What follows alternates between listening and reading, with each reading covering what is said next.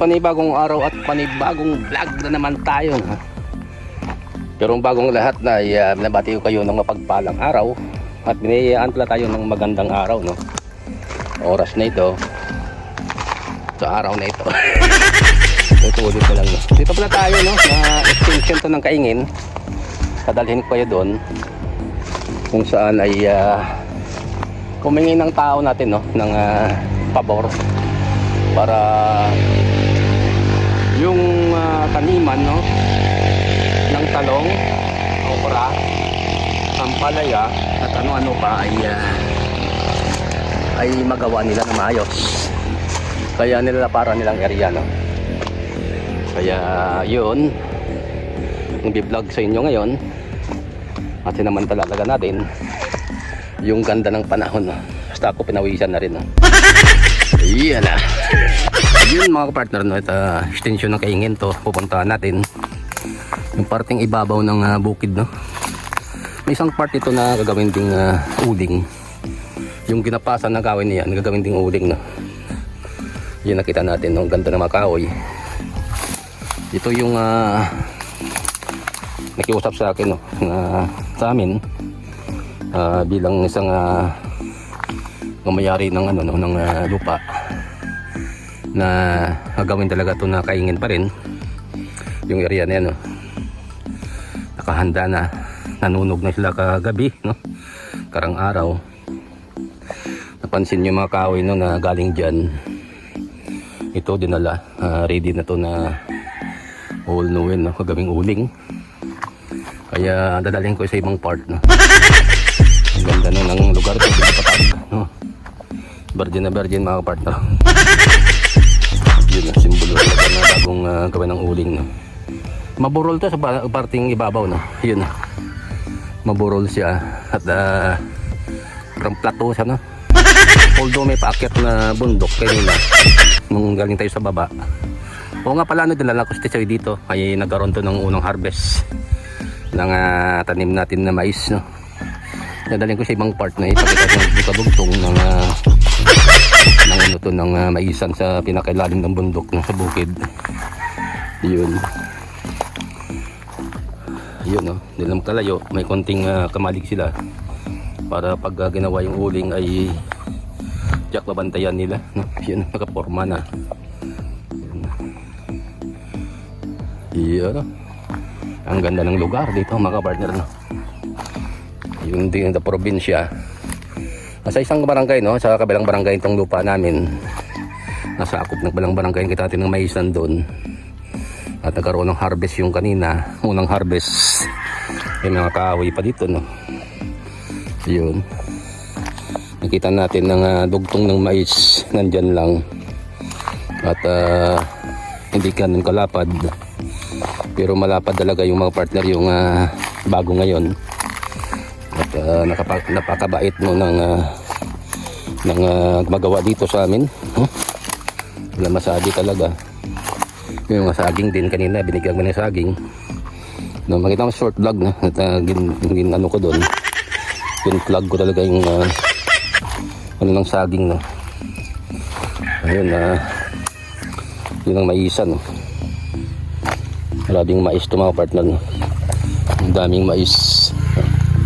May dumaan pa na ano, na mga galing sa ibang lugar. Yun, kitang-kita natin mga partner na yun ang part doon na yung palaya doon, no. Yung yun, isum ko sa inyo, no. Yun, ang ampalaya na yan. Yung parte doon sa malapad na portion na yan ay mga talungan at okrahan, no. Ang daming tanim ng mga gulay, no. Dito rin tayo kumukuha ng saluyot, mga pipino. Nandiyan ang area na mga pipino yan. Kita-kita natin daw ng pipino, no. Yun. Kaya bless na bless talaga yung lupa na ito at napakasipag yung gumagawa ito sa amin mga partner, no. Yung mga mais kanina hindi na harvest, yun, no. Pero unang harvest doon at may kasunod pa yun. Yun, marami pa nakatayo, no. Yun, kita natin na marami pang nakatayo at how many days na nadulas ko mga partner, no. Yun ang ano, no, nung pinaanan ng ano kanina, no, nung taga ano, may tira pa ngayon. Yun siya. Yun. Ang aga nila kanina. Sa duty ako, sabi ng tao kanina sa akin na may nag-harvest daw ng maisan. Eh after nang nag-duty ako, no, pinuntahan ko agad. Yun yung mga kadyos po tayo dito, yun kadyos niya. Yung mga papaya pa rin, no, yung nakita ko sa mga short video.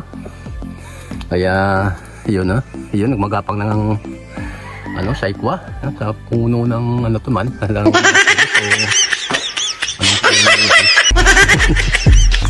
Makita mo lang pa rin taba ng lupa, no? At yun yung part ng sabi ko sa inyo, no, na kasama ko si paring Tisoy, no. Minukbang yung ginapas na mais, no. Yun, no. Pakita ko sa inyo, solve na solve siya ngayong araw nito, pista sa kanya. Yun siya, si Tisoy, oh. Simpleng buhay lang siya, pero at makita mo sa kanya na tuwang-tuwa siya. At ang layo sa amin to, mga 1 kilometer siguro, ano. At yun ang buhay niya dito. Pag namundok siya, marami siyang nakikita. Yun. Yun, dami pa rin mais. May papaya pa rin, kuha tayo dyan para gulayin. Yun, ang ganda ng panahon, no? Walang masabi talaga, no? Nangitan mo talagang mais na ayun, dinaanan niya. Dinaanan sa pagtigbas, no? Nasanay na sila, no, sa mga ganun pagsasaka ng mais, yun. Nakita mo talaga yung kanilang passion, no? Ito yung pangalawang part ng uling nila. Ang sikreto pala dyan, mga partner, no, para mabilis madurog yung uling. Yun yung pangalawang part ng gagawing uling, mga partner. Doon tayo galing kanina, no? At ito naman yung palagi ginagamit, no, kung saan ang nauling. Pangalawang batch na to, no? Ito yung pinanggalingan niya, saka yung gagamitin.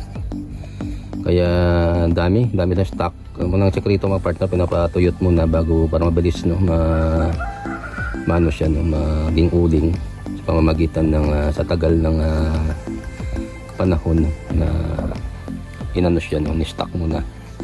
Siguro mga 1 week to 2 weeks lang. Ang bilis yan na kainin, no, kahit ano kalaki siya. Abutin siya ng 24 hours lang, wala na yung mga nakapaikot sa mismo sa uling. Ibig sabihin ay uling na siya. Yun na, maraming salamat ulit, no, sa tumatangkilik nating munting YouTube channel. At abangan yung next vlog. Kasama ko pa rin si paring Tisoy, no, dito bukid na kumakain